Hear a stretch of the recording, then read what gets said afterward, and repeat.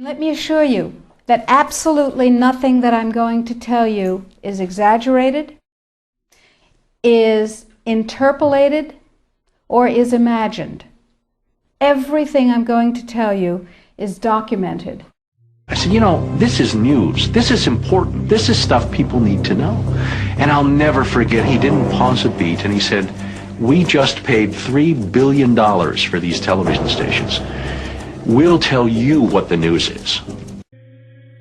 He who controls food controls the world.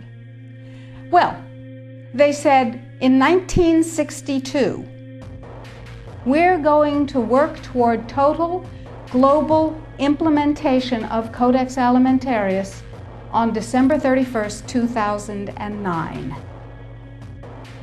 They were sort of guidelines. Now, Codex Alimentarius Commission is administered by the World Health Organization, WHO, and the FAO, the Food and Agriculture Organization. They fund Codex and they run it at the request of the UN. So they're mommy and daddy to Codex Alimentarius. In 1994, Codex, with no notice here in this country whatsoever, declared nutrients, put on your intellectual seatbelts, declared nutrients to be toxins. They're poisons.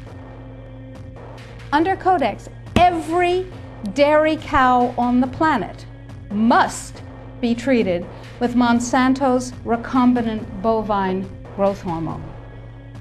Furthermore, under Codex, every animal used for food on the planet must be treated with subclinical antibiotics and must be treated with exogenous growth hormones.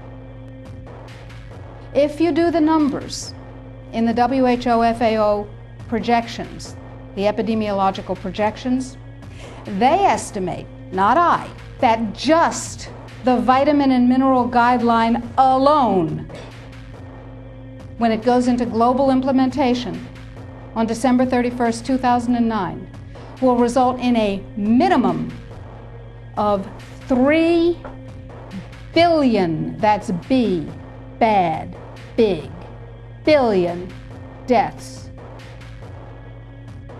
1 billion through simple starvation. Those folks who die are not particularly economically successful from the point of view of the corporations, but the next 2 billion, they will die from the preventable diseases of undernutrition. Who will live? Probably those people who are wealthy enough and powerful enough to have their own pushers of clean food and nutrients. So we need your help, because the United States leadership is what's going to literally save the population of the planet. The UN has put out dozens of public documents where they're calling for an 80% world population reduction. In fact, at the Beijing Women's Conference, the World Conference, back in 1997, the head of the UN Food Program said, we will use food as a weapon against the people. The overlords of scientific dictatorship are ruthlessly prosecuting a war on our most defenseless.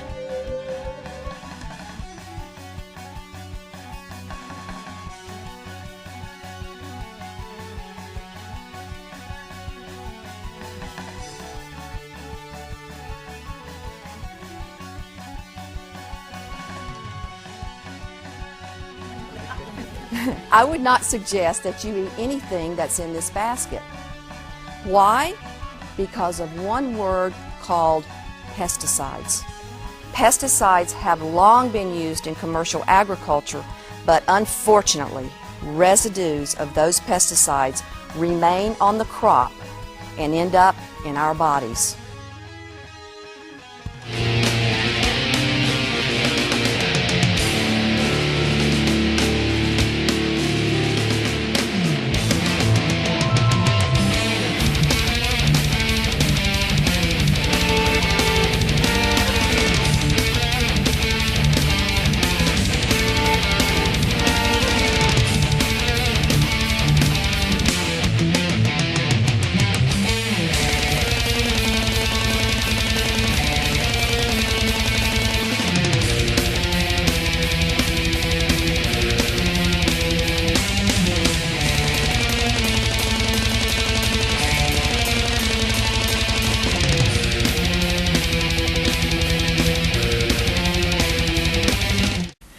As you see one thing happen, that's an accident. When you see two of the same thing occur, it's a pattern. But when you see three of the same thing occur, it's a program.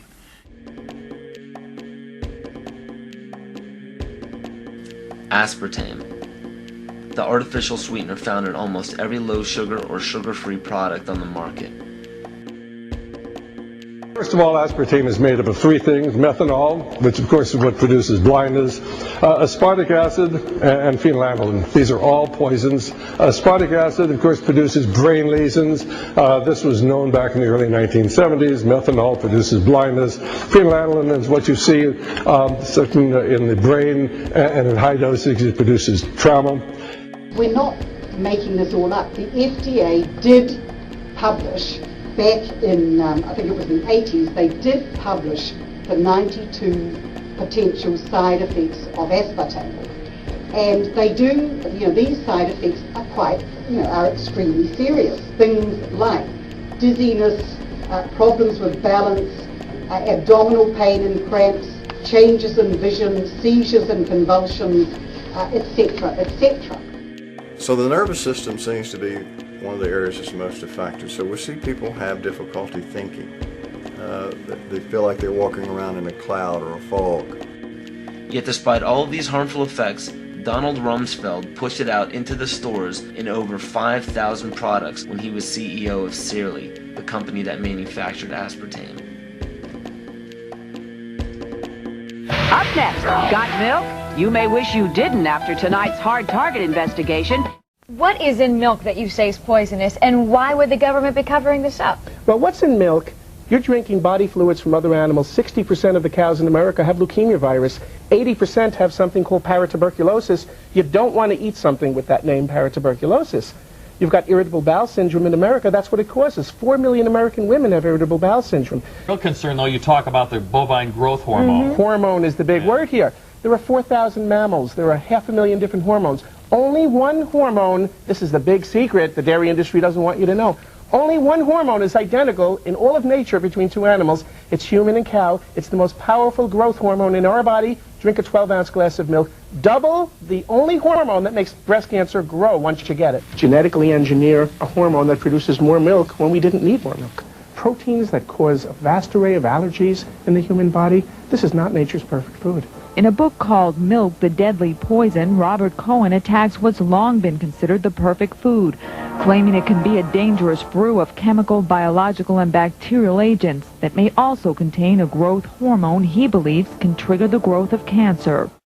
What Fox Television told us was that we were just the people to be the investigators. Do any stories you want. Ask tough questions and get answers. One of the first stories that Jane came up with was the revelation that most of the milk in the state of Florida and throughout much of the country was adulterated with the effects of bovine growth hormone, the artificial hormone that farmers were injecting into their cows so that they would produce more milk. With Monsanto, I didn't realize how effectively a corporation could work to get something on the marketplace. The levels of coordination they had to have. They had to get university professors into the fold. They had to get experts into the fold. They had to get reporters into the fold. They had to get the public into the fold.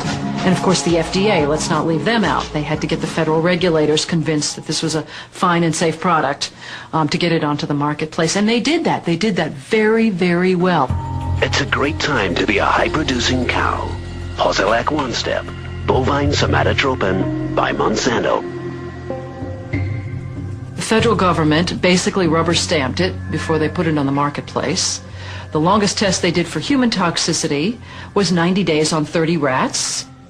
Posilac is the single most tested new product in history and is now available to you specifically so you can increase your profit potential. And then either Monsanto misreported the results to the FDA, or the FDA didn't bother to look in depth at Monsanto's own studies. The scientists within Health Canada looked very carefully at bovine growth hormone and came to very different conclusions than the Food and Drug Administration in the U.S. did. Monsanto's engineered growth hormone did not comply with safety requirements. It could be absorbed by the body and therefore did have implications for human health. Mysteriously, that conclusion was deleted from the final published version of their report. They knew there were problems. They saw serious potential human health problems, and they stood up in Canada and said, we're not going to approve this because we don't believe it's safe.